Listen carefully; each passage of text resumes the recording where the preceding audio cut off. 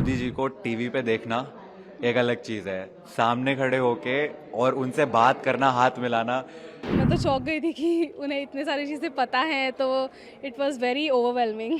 और यहाँ बहुत अच्छा लगा आके कि पहली बार हमारे देश के अंदर कंटेंट क्रिएटर्स को एडमायर करा गया है, उनको अवार्ड्स दिए गए हैं। हमें न्यू इंडिया चैम्पियन का अवार्ड मिला है और हम वीडियोस बनाते हैं, सोल्यूशन ओरिएंटेड वीडियोस बनाते हैं, क्योंकि प्रॉब्लम्स के बारे में बात करना काफ़ी आसान होता है, लेकिन उन पर सोल्यूशंस डिस्कस करना, कैसे हम 1% बेटर बन सकते हैं, ये काफ़ी सारे लोग नहीं करते हैं। वो प्रॉब्लम्स के ऊपर बस चर्चा करके छोड़ देते हैं।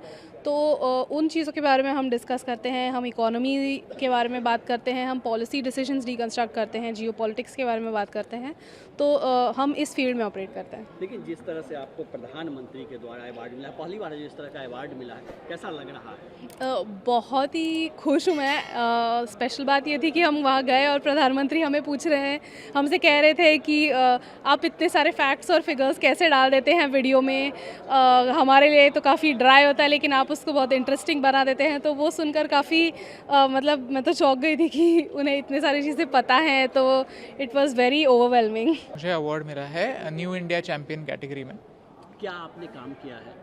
हम वीडियोस बनाते हैं पिछले 4 साल से। हमने 100 रीजन्स टू लव इंडिया, इससे हमारी वीडियो जर्नी की शुरुआत की, जहां पर हम पूरा भारत घूम रहे थे, जहां पर हमने भारत के अलग अलग हिस्सों के बारे में, उनकी स्पेशलिटीज़ के बारे में, उनके खाने के बारे में, उनके कल्चर के बारे में, इतिहास के बारे में, लोगों के बारे में लोगों को जानकारी दी और वहाँ से हमारी जर्नी की शुरुआत हुई। कोविड के समय हम लोगों के लिए एजुकेशनल वीडियोज़ बनाने लगे ताकि उन्हें उनके आसपास क्या चल रहा है उनका सेंस बने, क्योंकि उस समय सब लोग घर ही बैठे थे और सब किसी को भी पता नहीं था कि क्या करना है। तो फिर उस समय हम एजुकेशनल वीडियोस बनाने लगे। फिर धीरे धीरे अभी हम सोल्यूशन ओरिएंटेड कंटेंट बनाते हैं, क्योंकि हम देखते हैं कि हमारे आसपास कई सारे प्रॉब्लम्स हैं लेकिन उनके ऊपर सोल्यूशन ढूंढने वाला हमें कोई दिखता नहीं है। तो अगर कोई दुनिया के किसी भी कोने में सोल्यूशन ढूंढ रहा है तो हम उन्हें ढूंढ के उनके बारे में कंटेंट बनाते हैं। वैसे ही तरीके से हम हमारे भारत की जो है वो नई छवि दुनिया के सामने लाते हैं, यानी जैसे कि यूपीआई हो गया या फिर चंद्रयान हो गया, इन सारे विषयों के बारे में हम वीडियोस बनाते हैं ताकि हमारा भारत कैसे दिन ब दिन बदल रहा है, कैसे दिन ब दिन ग्रो हो रहा है, वो लोगों तक पहुँचे।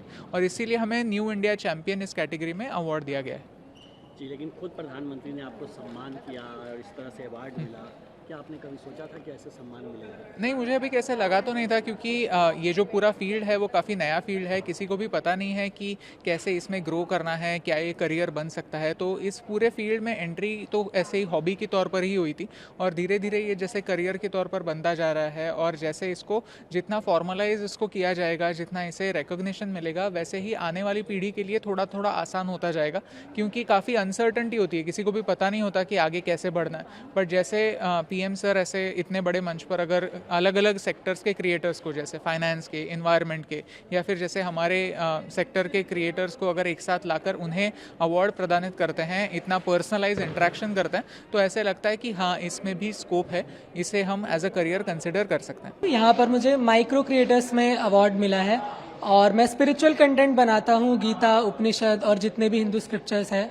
और यहाँ बहुत अच्छा लगा आके कि पहली बार हमारे देश के अंदर कंटेंट क्रिएटर्स को एडमायर करा गया है, उनको अवार्ड्स दिए गए हैं और इसके लिए मैं बहुत धन्यवाद करना चाहता हूँ भारत सरकार का। और आज शिवरात्रि है, आज के दिन ये अवार्ड सेरेमनी हुई और ये हम सब के लिए बहुत ही खुशी का पल है। उन्होंने पूछा कि आप क्या कंटेंट बनाते हैं, तो मैंने उन्हें बताया और लोग जितने भी थे उनको डिस्क्राइब करा कि धर्मचक्र का क्या महत्व है और हमारे राष्ट्रीय जो एम्ब्लम है उसका क्या महत्व है और उसमें मैं कैसे कंट्रीब्यूशन कर रहा हूँ और क्रिएटर्स कर रहे हैं, तो इससे रिलेटेड सब बात है। सबसे पहले तो गेमिंग कैटेगरी को नेशनल रिकॉग्निशन मिली, उसके लिए thank you so much. Because एक स्टीरियोटाइप है लोगों के अभी तक काफ़ी मतलब मन में कि गेमिंग जो है is probably not a good field, gaming में फ्यूचर नहीं बनाया जा सकता, गेमिंग से कुछ बच्चे वो लेजी हो रहे हैं वगैरह वगैरह।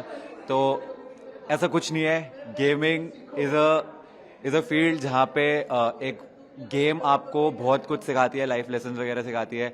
फॉर एग्जांपल एक गेम जिसमें बहुत ज़्यादा मिस्ट्री पजल वगैरह होती है, उससे आप प्रॉब्लम सॉल्विंग स्किल्स वगैरह सीख सकते हो। एंड ऐसे ही मतलब एनालिटिकल थिंकिंग तुम्हारी इंक्रीज करती है, कॉग्निटिव थिंकिंग। सो गेमिंग से बहुत फ़ायदा भी होता है एंड फाइनली गवर्नमेंट ने रिकॉग्नाइज करा उस चीज़ को, दैट्स अ क्रेजी थिंग।